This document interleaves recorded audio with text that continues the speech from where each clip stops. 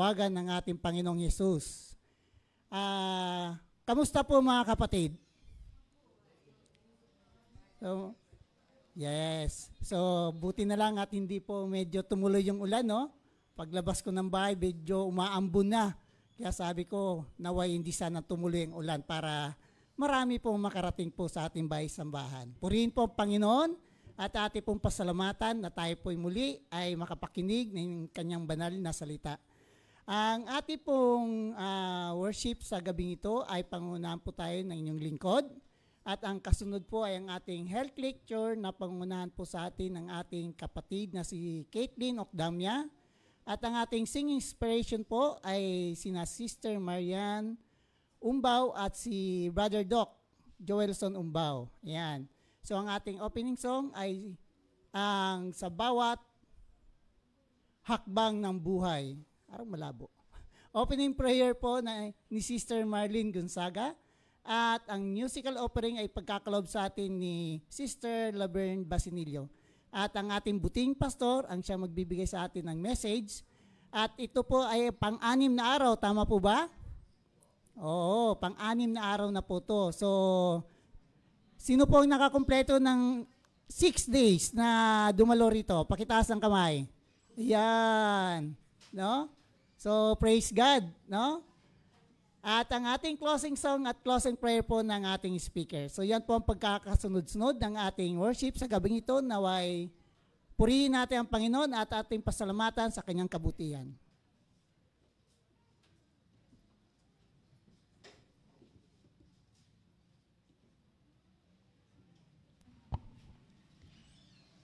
Ayan, so good evening po sa ating lahat. So ako po yung mag-handle or magtatakal po ng health lecture natin ngayong gabi.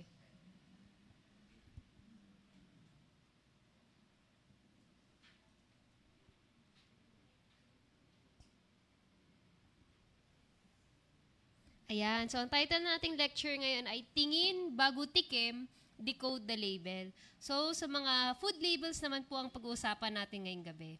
So una sa lahat, fortified versus enriched. Pag kayo ay bumibili sa labas, may nakikita ba kayong mga nakasulat dun sa mga pagkain na fortified with vitamin something or enriched, mga ganon. Tulad na itong example, sa gatas, may fortified daw siya. Tapos si tinapay naman, enriched. So ano ba yung pinagkaiba niyan? Ano ba yung mga yan? So bali, yung fortified, siya yung nutrients na wala dati, tapos dinagdag. So example, sa vitamin D, wala namang wala siyang vitamin D sa gatas, pero since nakasulat na fortified, ayun, may vitamin D na sa gatas. Tapos yung sa enrich naman, ito naman is during paggawa ng isang bagay, nawawala yung nutrient na yon.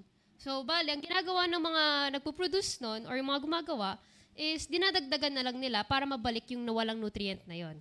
Bali, bakit ba meron tayong fortification or yung fortified? May ginawang actually law, which is yung RA 8976, yun yung food fortification law. Ito yung ginawa ng government dahil according sa survey, maraming mga Pilipino na maraming deficiency. So ang ginawa nila, para matulungan tayong mga Pilipino, gumawa sila ng law na dapat mga certain or basic foods merong mga essential nutrients para matulungan na ma-fight off natin yung malnutrition. Next naman, ito, prebiotics tsaka probiotics. Noong una, nalilito ako, ano ba yung mga yan? May pre, may pro. So, in-explain sa amin, ang prebiotics is yung pagkain ng probiotics. So, yun yung parang nagpo-fuel sa probiotics. Habang yung probiotics naman is good bacteria. So, ito example.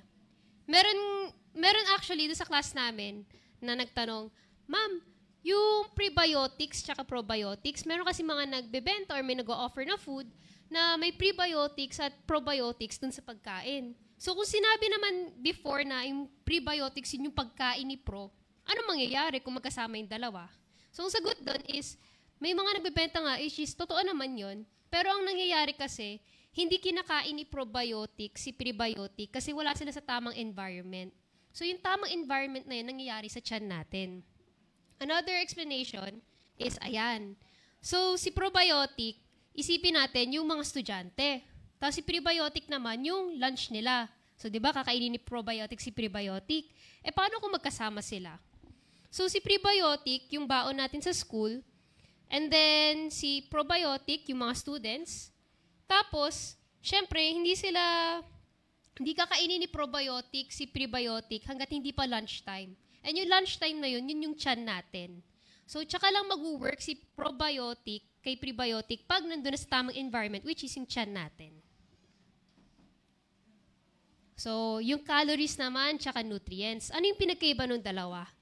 So, si calories, energy. Siya yung nagbibigay energy sa ating katawan. While si nutrients naman, yun yung mga sinasabing vitamins, yung protein, yung minerals, yun. So, yung example dyan is parang gasolina sa kotse yung calories. Kasi nga energy, di ba? And then yung nutrients naman, yun yung parang piyesa ng makina ng kotse na yon. So, sabi dyan is, calories fill you while nutrients fuel you. So, di lang sapat na busog ka, dapat nutrisyonado din. So, yan naman, yung natural versus organic. Kung may nakikita ko yung ganyan sa mga tindahan or mga nagbebenta, ano ba yung pinagkaiba nila? So, ang explanation dyan is si natural, usually nga daw less processed kasi nga natural. Pero hindi necessarily na chemical-free siya or certified.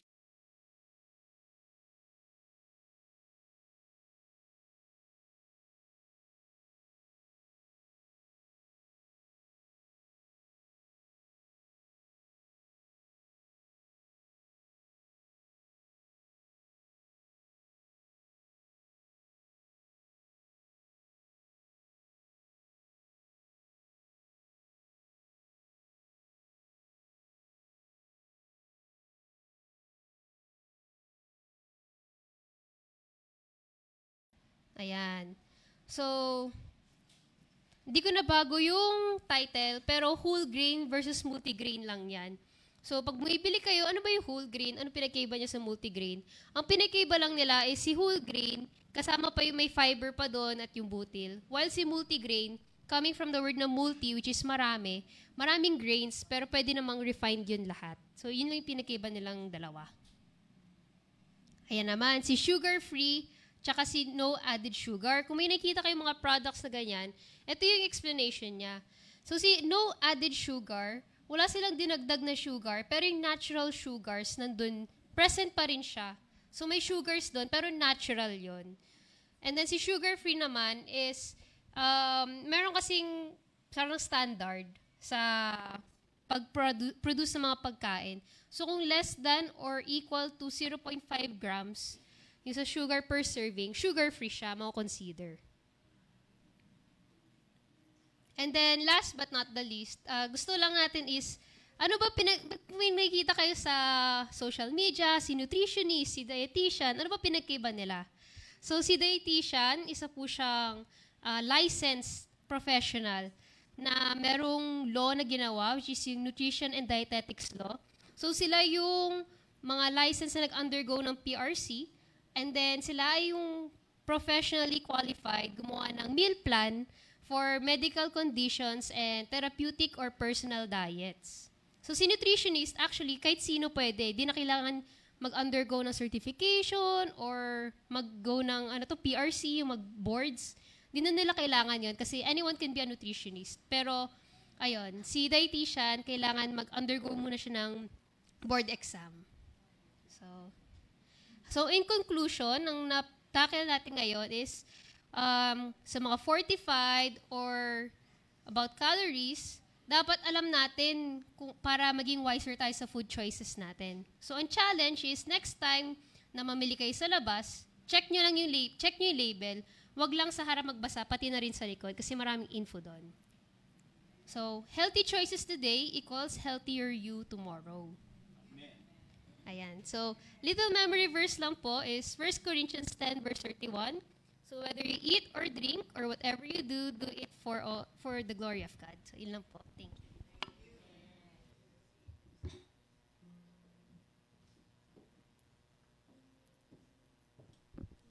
Magandang gabi po sa inyong lahat.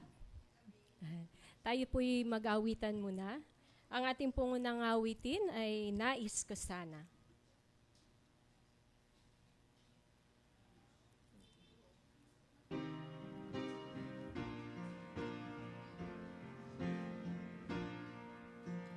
Nais ko sana'y gaya ni Kristo, na maamot mababang totoo, na sa gawain ay di nagsasawa, at sa paglilingkod ay laging handa.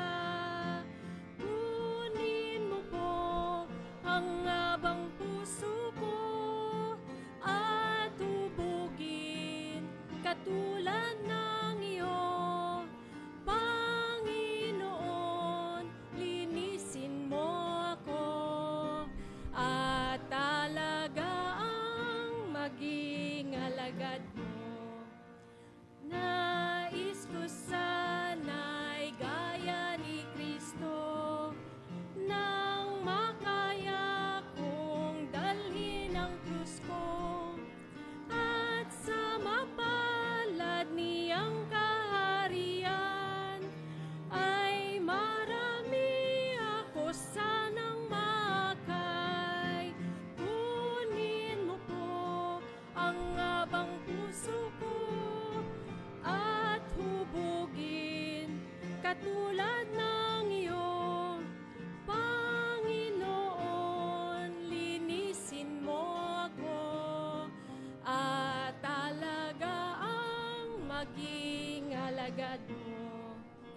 Nais ko sana'y gaya ni Kristo, sa lahat ng araw ng buhay ko, nang ang sarili ko'y aking masupil, sa lahat ng di mabuting gawain.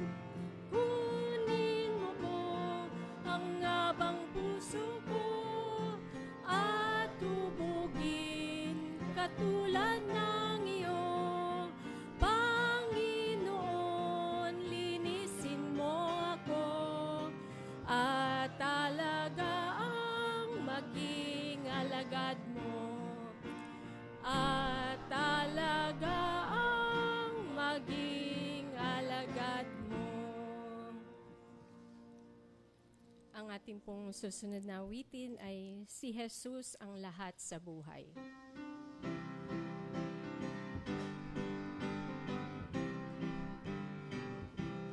Si Jesus ang lahat sa buhay, kung kaya may saya. Si Jesus ang lahat sa buhay, kung kaya may saya. Problema'y dumarating, ito'y kanyang lulutasin.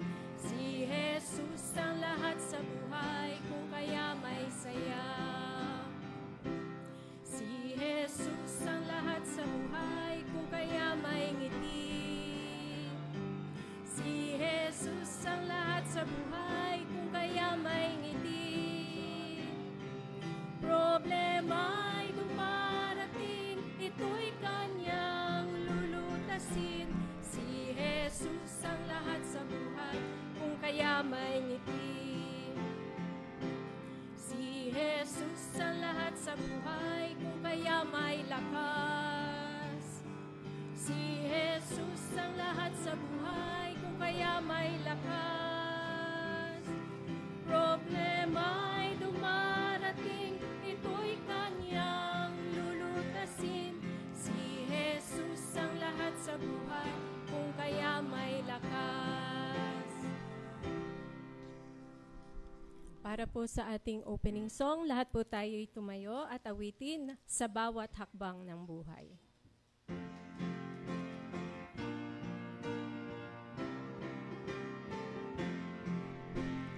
Sa bawat hakbang ng buhay, laging si Jesus ang kasama ko. Sa bawat hakbang ng buhay, Panginoong Jesus kasama ko. Lakad sa liwanag, maging sa kadiliman, laging si Jesus ang kasama ko sa bawat hakbang ng buhay. Panginoong Jesus kasama ko sa bawat hakbang ng buhay. Laging si Jesus ang kasama ko sa bawat hakbang ng buhay. Panginoong Jesus kasama ko. Lakad sa liwanag, maging sa kadiliman, laging si Jesus ang kasama ko sa bawat hakbang ng buhay. Panginoong Jesus kasama ko.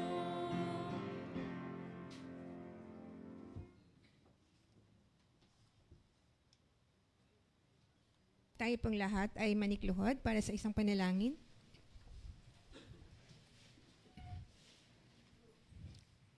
Mapagpala naming Diyos, Amang Banal na nasa langit, marami pong salamat, Panginoon, na muli po ay ibinagkaloob mo po sa amin ang araw ng Sabat, ang araw ng kapahingahan, kung saan nais po namin ibalik muli ang papuri at parangal sa inyong dakilang pangalan. Salamat po, Panginoon, na naranasan po namin ang pag-iingat mo po sa isang linggo. At ngayon po, na dinala mo po kami sa ika-6 na araw ng yugto ng Biblia serye na ginagawa sa amin pong iglesia. Nawa patuloy po naming maranasan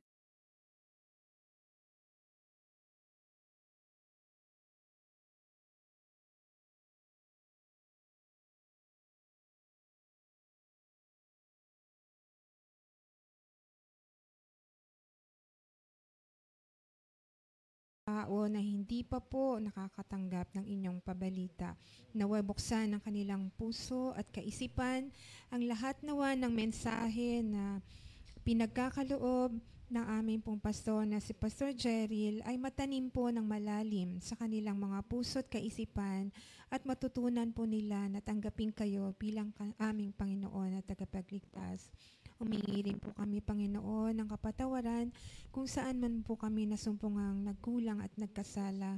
At nawa sa gabing ito, patuloy po naming maranasan ang inyong pagpapala para po sa gawaing ito.